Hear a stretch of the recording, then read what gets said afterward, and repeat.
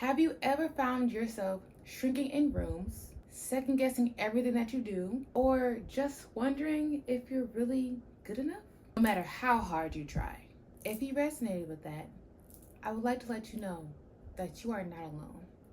And in this video, we're going to talk about 5 common but often overlooked signs of low self-esteem, and more importantly, how you can start healing from the inside out. So let's dive into the tea. Before I dive into the signs, hi, my name is Mercedes. Welcome back to Unapologetically Mercy. Here on this channel, we talk all things self-development, self-improvement, astrology, DIYs, entrepreneurship, holistic things, and sometimes a little bit of everything else in between. And if you're interested in any of that type of content, please be sure to subscribe and hit the notification bell so that you don't miss any new uploads. Let's dive into these signs. The first sign that you might be struggling with low self-esteem is you apologize for just simply existing. You're always saying sorry, even when you don't do anything wrong. This constant apologizing is more than just politeness. It's often rooted in the belief that your presence is inconvenient or that you're a burden. Say, for example, you're simply just trying to ask a family member, a friend, or a loved one if they can support you or help you in some type of way. And you might already struggle with asking for help or feeling confident enough to ask for help and not wanting to burden other people with your problems, but you are gaining the confidence, or you're gearing up the confidence to ask, hey, I was wondering if you could lend me $100 to go towards this unexpected bill that came my way. Do you mind helping me? And while you're saying that statement, you're like, sorry to be a burden or sorry to ask you this, but I don't know who else to go to, whatever you might phrase the statement as. You're implying that you even asking a question, regardless if they say yes or no, that you even asking them is inconvenience for them and their day or whatever they might have going on. Now, here is a tip. If you are over apologizing just for simply existing, start by catching every sorry and switching it to thank you when appropriate. For example, instead of saying, sorry, I'm late, let's switch that to thank you for your patience. Sign number 2, you overthink compliments. This is when someone compliments you, you either downplay it, deflect it, or secretly just think they're lying. Does that sound familiar to anyone? I know I too was there at one point. I felt like every time that someone complimented me, I had to find something to compliment them in return. But this is a red flag that your inner self-worth is low. That it's time for you to check that self-worth tank, and if it's at red and it needs to be recharged or looked at, developed, then we need to go ahead and work on that, because you deserve all the compliments that someone gives you. And it doesn't necessarily mean that you have to respond to the person giving you a compliment with another compliment. You could just simply say, thank you, I appreciate that, and allow that to not only boost your ego, but to boost your self-confidence within yourself, and for you to start speaking that compliment to yourself. Because if someone else is seeing that within you, let's say someone is saying, I appreciate how kind and caring and supportive you are.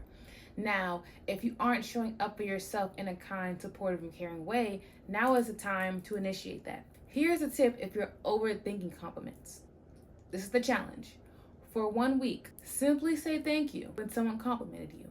No justifying, no shrinking, just receive. Be open to receive. We don't always have to be giving, because when we're giving, that leads to a recipe for burnout, resentment, guilt, and we ain't got time for all that. We are trying to build our self-worth, build our self-esteem, so that we can align with who we truly are inside, and so that we can do the inner work, inner healing, inner motivating, so that all the healing and reflecting all the healing that we have done on the inside reflect on the outside. The third sign that you might struggle with low self-esteem is you struggle to make decisions without external validation. This could come up whether you're choosing an outfit or you're simply trying to launch a new project. You can't move without someone else's okay. This is often because you don't trust your own voice. And when we don't trust our own voice, we're so used to putting our needs, our wants, and our desires on pause because we're 9 times out of 10 people pleasers and we didn't even realize that we were people pleasers. And if you feel like you might resonate with a people pleaser, someone who seeks external validation and does not know or have the confidence to validate themselves internally, I would recommend my playlist called Overcoming People Pleasing. And I will leave the card somewhere up here on the screen as well in the description down below. And I would also recommend my Overcoming People Pleasing training, Overconfidence Within Worth, and I will leave that as well in the description down below. Here's your tip. Start by making micro decisions daily. Prove to yourself that you can choose well. If you're starting a new project, take the time out to do your own research. Maybe you want to go into Google and say, how to launch my first course, and use Google as your guide to help you start doing the research. And then that can help you start creating your to-do list instead of maybe going to your friend who has no desire to bring a course or any type of digital product to life and might not really care to give you the proper or the best advice to be able to be successful with accomplishing this task, which if you're not successful could lead to lowering your self-esteem, lower your self-esteem and your self-worth. And we don't want to do that. We want to do the opposite of that. We want to build our self-worth, build our self-esteem. So you're going to do that research and you're going to just start to write down a to-do list. And day by day, pick one task off that to-do list to work towards to accomplish launching that project. And then if we look at the other example when it comes to creating an outfit or coming up with an outfit, first ask yourself, where am I going? Like, where are we going, sis? Where are we going? Like, how are we trying to look? Like, what's the vibes? Is this like for a vacation outfit? Is it going to just down the street, for dinner? Are we, going on a date night? Like, what are we doing? What type of look? What type of feel, type of vibe are we going for? And instead of asking someone else, hey, what do you think I should wear? Go on Pinterest. Go on Pinterest or any other type of search engines that's more so photo based to see that if you can get some inspiration or some guidelines from there.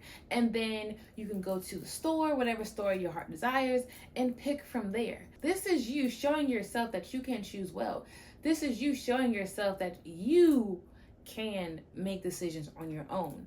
Not to say that you would never need, someone else's help or assistance or guidance or whatever, but you are now learning that you can choose to make decisions that are best for you, that are in alignment with what you want, your why, how, whatever you want, and not based off of someone else's projection, their observation, expectations, whatever the case might be. The fourth sign that you might be struggling with self-esteem is that you accept less than you deserve. Whew.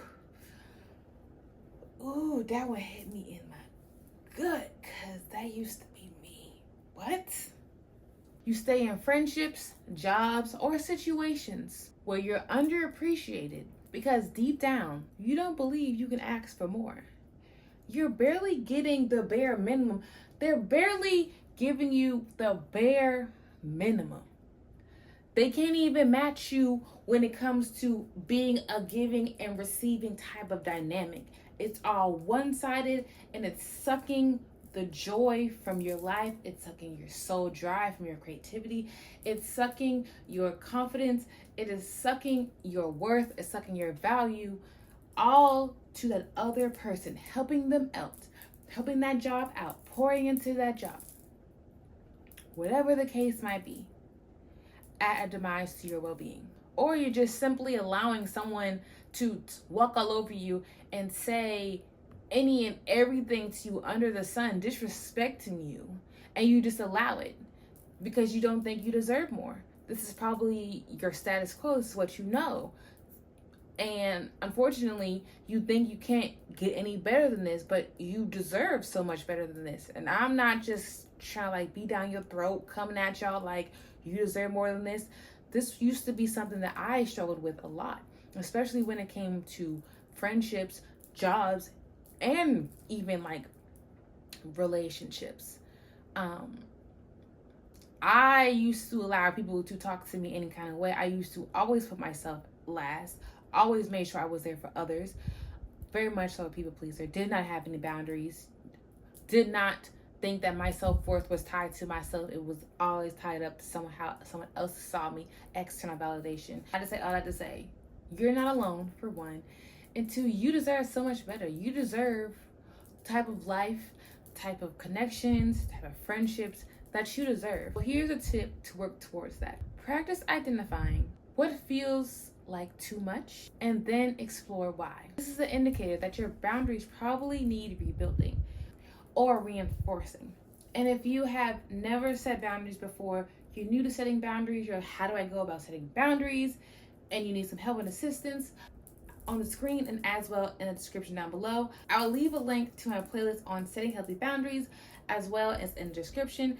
And I would also recommend my setting healthy boundaries training that's also on confidence within worth as well in the description box, so that you can work towards setting clear boundaries in the different areas of your life that need improvement. So again, you can align with the jobs, the friendships, the situations, and the relationships that you deserve, that you've been praying for, manifesting, cultivating, and desiring with your higher source, God, spirit, universe, whoever you subscribe to.